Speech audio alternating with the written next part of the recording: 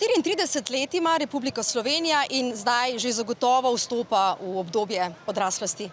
Z nama so trije sogovorniki, medtem ko nas le še nekaj minut loči do začetka državne proslave tukaj, na Kongresnem trgu. In vsi trije so se rodili v Sloveniji. Z nami Boris Kokalj, živijo, pevec skupine Kokosi, čez nekaj minut že na odru, za nami. Boris, vam je kdaj kakšen prijatelj rekel, wow, dan državnosti, naredimo en dober žur, ali je pač to še tli pri nas, pa rabimo še nekaj let za to?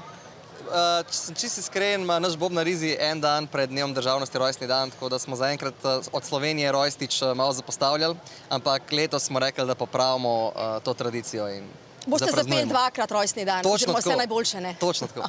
Meta Štuhec, ste študentka mednarodnih odnosov Fakultete za družbene vede na Univerzi v Ljubljani.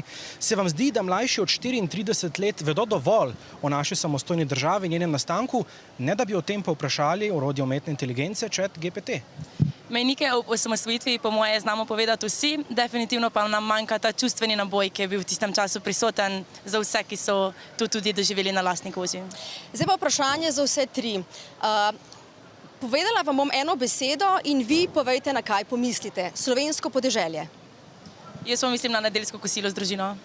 Podeželska mladina. Modrijani. Jaz sem rekla, da pomislim na oranžne fasade, pa tudi na govejo juhco, pa na tradicijo, kaj pa ti vidiš? Jaz na kozovce, pa na cvetje v jeseni. Ajda Podlesnik, nismo vas predstavili do zdaj, dober večer, živijo. Vi ste podpredsednica Zveze slovenske podeželske mladine. Tole, kar smo zdaj rekli, je bilo to polno enih klišejev in je podeželje veliko več od tega, ali morda kakšna beseda je bila na mestu? Ne, zagotovo vse drži, je pa tudi res, da je podeželje še ogromno in veliko, veliko več. Od neke srčne skupnosti, ki drži podeželje po konci, da se dogajajo stvari, do kmetov, ki skrbijo za urejeno krajino in za to, da imamo mi dejansko vsak dan hrano na naših krožnikih. Še tole me zanima, kakšne so možnosti, da si mlad človek, kot ste vi, oziroma vi vsi trije, lahko uredi življenje na podeželju, da tam ostane in ni prisiljen iti v mesto, kot so mnogi, a ne? Zdaj, o statistikah je težko govoriti. Jaz bi rekla, da je tukaj važna želja, močna želja in volja, ker še vedno pridemo do nekih sistemskih težav, tudi na podeželju, kot je recimo stanovanjska problematika, potem so tudi kakšne logistične in transportne težave, ker smo le oddaljeni ponavadi od večjih krajev. Verjamem pa, da če znaš najti tisto veselje in zakaj želiš živeti na podeželju, obstaja tudi prostor pod soncem na podeželju za mlade. Zdaj, kar 75% vprašanih mladih v raziskavi Mladina 2020 je izrazilo pripravljenost, da bi se odselilo v tujino za več kot pol leta. Vprašanje za vse tri, odgovorite prosim zdaj ali ne, ali ste kdaj že razmišljali o selitvi v tujino? Boris? Ne. Ajda? Ne. Da, večkrat. Zakaj pa? Lahko pojasnite? Sicer je šlo za te misli, da bi to naredila za neko kratkoročno obdobje, ker se mi je zdelo, da je nekako mogoče kje drugje lažje preskočiti ta začetni del grajenja kariere ali pa se mogoče kje malce bolj dokazati v manjšem času, ampak sedaj itak opažam, da to ni nujno res. Razumem pa, zakaj toliko ljudi pomisli, da bi ubralo to bližnjico. Ajda? Jaz nisem pomislila, da bi se odselila v tujino, ker res Slovenija mi je tako lepa dežela, imamo gore, morja, tako da res. Boris? Moji prijatelji so tukaj, vino stane v Mercatorju 4 evre, ljubezen mojega življenja, Sara je tukaj. Ne vidim bistvenih razlogov, zakaj bi šel kam drugam. Glasbeniki si včasih želijo, ne, če slušajo. Muzika je najjača, Joker, Auti, Murphy, Kokosi, Koala Voice. Torej, Meta, vi boste kmalu zaključili študij, vam večjo skrb povzroča iskanje prve zaposlitve ali prve nepremičnine in kakšna veduta tukaj za nami zdajle, morda oboje? Torej, kaj vam večji izziv? Tako pogumno jaz moram zakorakati na stanovanjski trg, ampak definitivno mi večjo težavo pač predstavlja iskanje stanovanja, saj pride pri meni osebno s tem, da se moram preseliti in ustaliti v Ljubljani, ker je tukaj tudi več možnosti za zaposlitev na področju, na katerem delujem. Za službo bom pa rekla tako, v bistvu dela po moje ne zmanjka, še posebno, če ti vidiš prostor za napredek, pa v čem ti želiš ustvarjati, tako da gre eno za drugim po moje. Ajda, zakaj vi trenutno zapravite največ? Kaj vas stane največ? Trenutno največ stane tank. Zaradi tega, ker, kot sem že prej rekla, želim ostati na podeželju, ampak služba pa verjetno me kliče v Ljubljani oziroma je zelo centralizirano. Na podeželju ni toliko priložnosti za zaposlitev, čeprav si želim, da bi se to mogoče v prihodnosti spremenilo. Pri vas, Boris, ja? Električne kitare, pa kakšen parmezan si kdaj prošča. Parmezan pa električna kitara, vidiš, ne? Parmezan in električna kitara, ja. Ja. Ajda, izjavili ste, citiram, da ti odraščanje na kmetiji ne da samo nekih delovnih navad, ampak te nauči medgeneracijskega sodelovanja, strpnosti. Kako pa vi vidite našo državo Slovenijo? Smo kot družba, predvsem mladi, bolj strpni ali bolj nestrpni? Jaz imam občutek, da bolj kot govorimo o tem, da moramo biti bolj strpni, bolj nestrpni postajamo. Kot družba se mi zdi, da smo ratali vsak posameznik zelo važno je, kakšne potrebe imaš sam zadoščene. Zelo je važen samo posameznik, kaj želim jaz.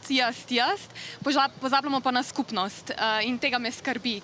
Zdi se mi, da je zelo važno, da naslovimo tudi to, da je potrebno živeti v skupnosti, treba si je pomagati in ohranjati pač neko to tudi medgeneracijsko sodelovanje, ker na kmetiji to sigurno se naučiš, če odraščaš. Hvala. Meta, se vam zdi, da je več nestrpnosti povezana, da je to povezano z generacijami, da je več med mlajšimi, starejšimi, morda ne? Ne bi rekla, da je obmejeno na neko generacijo, mislim pa, da je bolj omejeno na prostor, kjer se to dogaja in definitivno se nam zdaj zdi, da smo mogoče malce bolj nestrpni, kot smo bili nekoč, zaradi teh socialnih omrežij, kjer se pač v bistvu, ne vem, neko nadlegovanje ali pa nasilje lahko dogaja ne samo fizično, ampak se lahko preseli tudi na Instagram in druga socialna omrežja. Boris, pa vi? Recimo, ne vem, jaz sem z mesta, z Ljubljane, ti si z podeželja. Meni se zdi, da nas strici v prvih vrstah in strici, ki se kregajo strici, ki so danes v prvih vrstah, mogoče kdaj hočejo prepričati, da sva različna, pa se mi zdi, da sva si bistveno bolj podobna, kot bi si oni želeli slišati. Ostalo nam je ravno še dovolj časa, da izvedemo hitri krog vprašanj. In sicer takole, ne? Zobozdravnik, ginekolog, dermatolog, osebni zdravnik.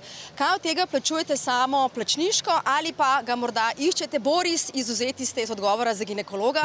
Okay. Hvala. Ni Slovenija kriva, to sem jaz kriv, ampak malo je tudi Slovenija kriva. Nisem bil že 5 let pri doktorju in pri zobozdravniku, zato ker je toliko ene birokracije in vedno, ko kličem, je ful zakompliciran protokol. Torej ga nimate? Ja, ne vem, točno. Ne vemo. Iščemo zdravnika za Borisa.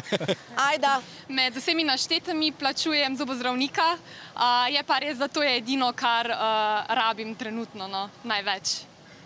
Jaz kar se da urejam preko napotnice, ampak je pa res, da če je nekaj nujnega, recimo kak dermatolog ali pa laboratorijski odzem krvi, to pa potem pač plačaš, da preskočiš kakšno vrsto.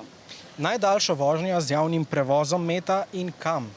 Jaz se pač tedensko vozim iz Ljubljane v Prlekijo in nazaj in v bistvu na vlak grem samo takrat, ko vem, da nimam nobene ure, kdaj moram kje biti, ker pač se hitro 3-urna vožnja spremeni v 5-urno za zamudo. Ajda. Jaz prihajam iz hribovske kmetije in tudi, če želim uporabiti javni prevoz, rabim najprej osebni avtomobil ali pa, da me kdo zapelje, tako da ne uporabljam javnega prevoza. Ste rekli, da bi me to velike težave povzročalo, ko ste v šolo hodili, a ne? Ja, vsekakor, ker pač avtobus tudi ne vozi vedno, tako da pač nekaj je, še vedno pa ni popolnoma za to poskrbljeno. Boris, še vi? Če štejemo javnost kot prevoz, sem enkrat štopil iz Sobote do Kopra in se je model ustavil na vsaki bencinski, tako da 6 ur. Lahko sta jedla parmezan in igrala kitaro vmes? Točno tako. Okay. Super je bilo. Zdaj pa tako, ali verjamete, da boste nekoč v Sloveniji živeli bolje kot danes ali bo težje? Ajda? Jaz verjamem, da lahko živimo bolje, samo če bo posluh tudi za mlade in ne, da bomo samo slišani, ampak da bomo tudi uslišani. Meta? Jaz mislim, da nam je že zdaj lepo, ampak da to ne more dolgoročno tako obstati, če nimamo dolgoročnih vizij in ne sprejemamo odločitev, ki bi pač ta naš napredek in razvoj peljale dalje. Tako da v bistvu je vse v naših rokah. Boris? Če ne bomo podlegali neki histeriji socialnih omrežij in deljenju ljudem, ki imajo v interesu, da smo razdeljeni, po moje bomo super. So pa politiki na družbenih omrežjih, a ne? To pa je res, Tako. Še zelo na hitro, res na hitro, ali verjamete, da boste nekoč v Sloveniji živeli bolje, kot živite danes, ali ne? Ja, jaz mislim, da ja. Ja, zagotovo. Kot sem rekla, vse je odvisno od nas. Tako, to ste že prej dobro pojasnili. In zdaj, če smo začeli z rojstnim dnem na začetku, končajmo s tem, torej, kaj bi zaželeli Sloveniji za njen 34. rojstni dan oziroma v kakšni državi bi radi živeli?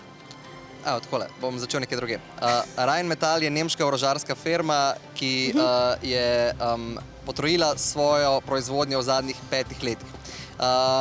Jaz mislim, da moramo mogoče namesto, da se gremo vaši proti našim, zmeniti, da smo vsi skupaj proti njim. Hvala. No, seveda.